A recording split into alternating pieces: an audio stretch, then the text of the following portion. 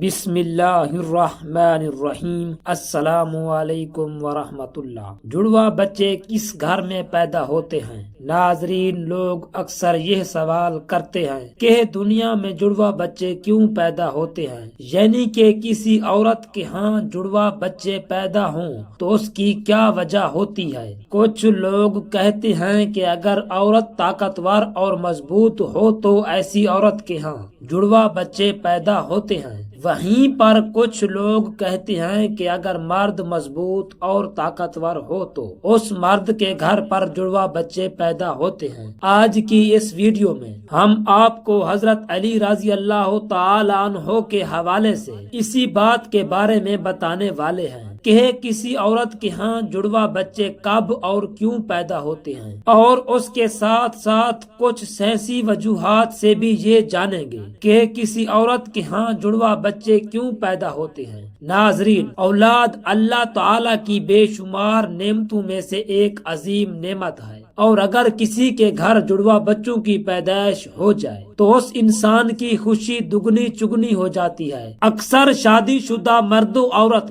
جڑواں بچوں کی پیدائش کے خواہش مند ہوتے ہیں۔ جڑواں بچوں کی پیدائش کو لے کر ہمارے معاشرے میں نہ جانے کتنی باتیں بنی ہوئی ہیں۔ کوئی کہتا ہے اگر عورت طاقتور اور مضبوط ہو تو جڑواں بچے پیدا ہوتے ہیں، وہیں پر کوئی کہتا ہے کہ اگر بیوی سے بار بار یعنی حد سے زیادہ ہم بستری کی جائے تو پھر بھی جڑواں بچے پیدا ہوتے ہیں۔ آئیے اب آپ کو حضرت علی رضی اللہ تعالی عنہ کے حوالے سے بتاتے ہیں کہ جڑواں بچے آخر کیوں پیدا ہوتے ہیں۔ ناظرین، عرب میں ایک شخص بیٹیوں سے سخت نفرت کرتا تھا۔ بیٹیوں کی پیدائش کو وہ اپنی مردانگی پر داغ اور اپنے خاندان کے لیے ذلت و شرمندگی کا باعث سمجھتا تھا۔ اس کے ہاں جب بھی بیٹی کی پیدائش ہوتی تو وہ اس ذلت اور شرمندگی سے بچنے کے لیے بیٹی کے پیدا ہوتے ہی رات کی تاریکی میں اسے زندہ درگور کر دیتا۔ ایک بار اللہ تعالی نے اس کو 2 بیٹیوں کے ساتھ نوازا۔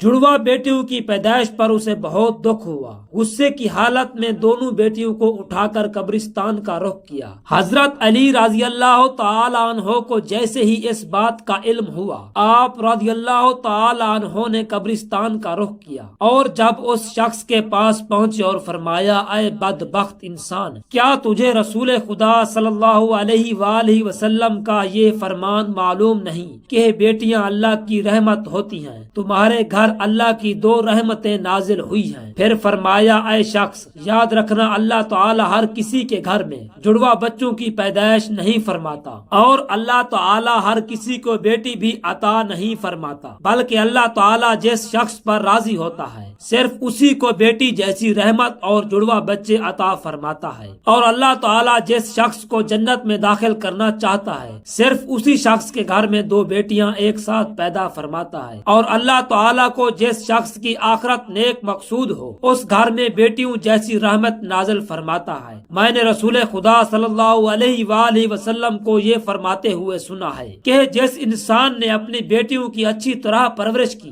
اور ان کی شادیاں کی تو اللہ تعالی ایسے انسان پر جنت کو واجب کر دیتا ہے۔ اے شخص، یاد رکھنا، نبی کریم علیہ الصلوۃ والسلام نے فرمایا ہے، بیٹے نعمت بن کر نازل ہوتے ہیں اور بیٹیاں رحمت بن کر نازل ہوتی ہیں۔ آپ رضی اللہ تعالی عنہ کی باتیں سن کر اس ظالم کو رحم آ گیا۔ وہ فوراً آپ رضی اللہ تعالی عنہ کے قدموں میں گرا اور زارو قطار رونے لگا اور عرض کیا، یا علی رضی اللہ تعالی عنہ، مجھے معاف کر دیں اور اللہ تعالی سے میرے ان گناہوں کی بخشش کی دعا کریں۔ آپ رضی اللہ تعالی عنہ نے فرمایا، جاؤ اور ان بچوں کو ان کی ماں کے حوالے کرو اور پھر میرے پاس مسجد میں آ جاؤ۔ یہ کہہ کر آپ رضی اللہ تعالی عنہ مسجد کی جانب چلتے ہیں۔ وہ شخص دوبارہ آپ رضی اللہ تعالی عنہ کی خدمت میں پہنچا اور عرض کیا، یا علی، جب ایک عورت حاملہ ہو جائے تو ہمیں یہ کیسے پتا چلتا ہے کہ اس عورت کے حمل سے لڑکا پیدا ہوگا یا لڑکی، یا جڑواں بچے پیدا ہوں گے؟ تو حضرت علی رضی اللہ تعالی عنہ نے فرمایا،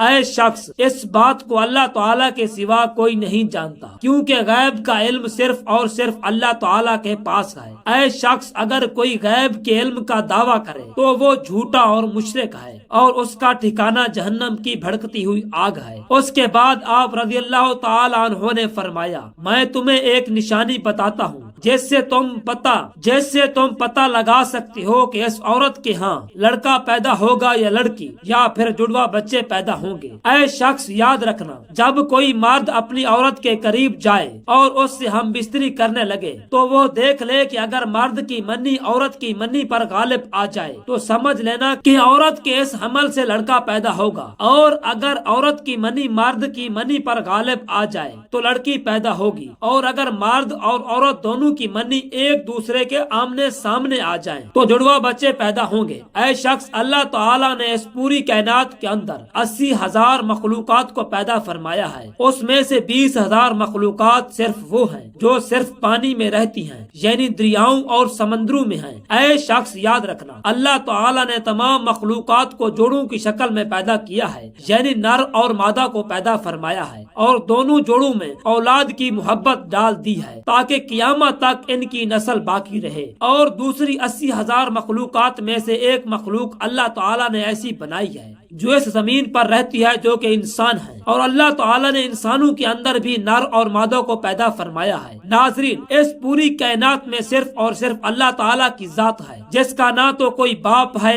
اور نہ ہی جس کی کوئی اولاد ہے، اور اس کا کوئی ہمسر نہیں۔ کائنات کی تمام مخلوقات کا صرف وہی خالق اور رازق ہے۔ اللہ تعالیٰ فرماتا ہے، میرے پاس ہے، یعنی میں ہی جانتا ہوں کہ عورت کے پیٹ میں ہونے والا بچہ لڑکا ہے یا لڑکی ہے، اور میں جسے چاہتا ہوں بیٹا عطا کرتا ہوں، اور جسے چاہتا ہوں بیٹی عطا کرتا ہوں، اور جسے چاہتا ہوں جڑوا بچے عطا کرتا ہوں، اور جس کو چاہوں اولاد جیسی نعمت سے محروم رکھتا ہوں، یعنی کہ بانجھ بنا دیتا ہوں۔ مسجد میں موجود تمام لوگ یہ منظر دیکھ رہے تھے کہ اتنے میں ایک شخص کھڑا ہوا اور عرض کی، یا امیر المؤمنین، میرا بچہ اکثر بیمار رہتا ہے اور ہر وقت روتا رہتا ہے، بہت علاج کروایا مگر کوئی فائدہ نہیں ہوا، آپ رضی اللہ تعالی عنہ بھی مجھے بتائیں کہ میں آخر کیا کروں؟ تو حضرت علی رضی اللہ تعالی عنہ نے فرمایا، اے شخص، تم اپنی بیوی سے کہو ہر روز اس کے ماتھے پر ہاتھ رکھ کر ایک بار سورت فاتحہ دم کرے، کیونکہ میں نے رسول خدا صلی اللہ علیہ وآلہ وسلم سے سنا ہے کہ سورت فاتحہ میں ہر بیماری کا علاج ہے۔ پھر فرمایا، اگر تم مردے پر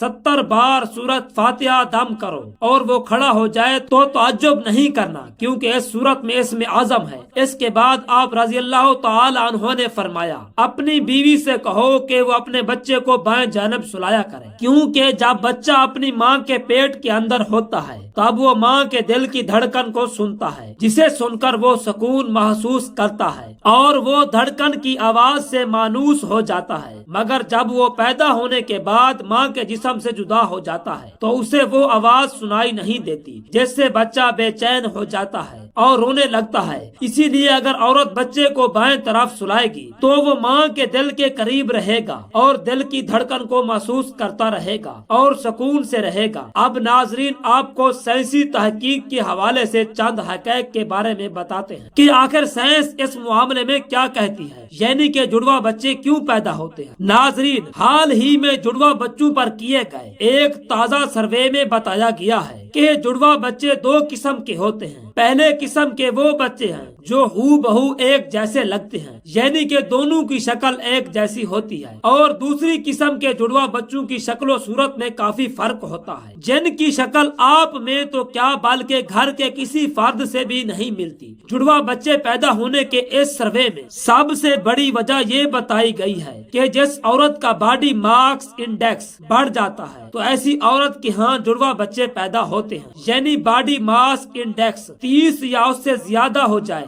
تو پھر ایسی عورتوں کے ہاں جڑوا بچے پیدا ہونے کے امکان کافی حد تک بڑھ جاتا ہے۔ دوسری وجہ اس سروے میں یہ بتائی گئی ہے کہ اگر کسی فیملی کی ہسٹری میں جڑوا بچوں کی پیدائش ہوئی ہو تو اگلی نسل میں جڑوا بچوں کی پیدائش ہونے کا امکان 60% تک بڑھ جاتا ہے۔ اس سروے میں جڑوا بچے پیدا ہونے کی تیسری وجہ جو بتائی گئی ہے وہ ہے عمر رسیدگی، یعنی عمر کا زیادہ ہو جانا۔ سائنس کہتی ہے کہ اگر ماں کی عمر 30 سال سے زیادہ ہو تو اس کی حمل ٹھہرنے کی صورت میں بھی جڑوا بچوں کی پیدائش کے امکانات زیادہ ہوتے ہیں۔ اس کی وجہ یہ ہوتی ہے کہ 30 سال سے زیادہ عمر کی عورت میں ایک سے زیادہ انڈے خارج ہوتے ہیں، عام طور پر لمبے قد اور صحت مند جسامت والی عورت کے جڑواں بچوں کے پیدا ہونے کے امکانات چھوٹے قد اور کمزور جسامت والی عورت کے مقابلے میں کم ہوتے ہیں، یعنی وہ عورتیں جن کا وزن اور قد کم ہو ان میں جڑواں بچوں کی پیدائش کے زیادہ امکانات ہوتے ہیں۔ تو ناظرین، یہ تھی وہ چند نشانیاں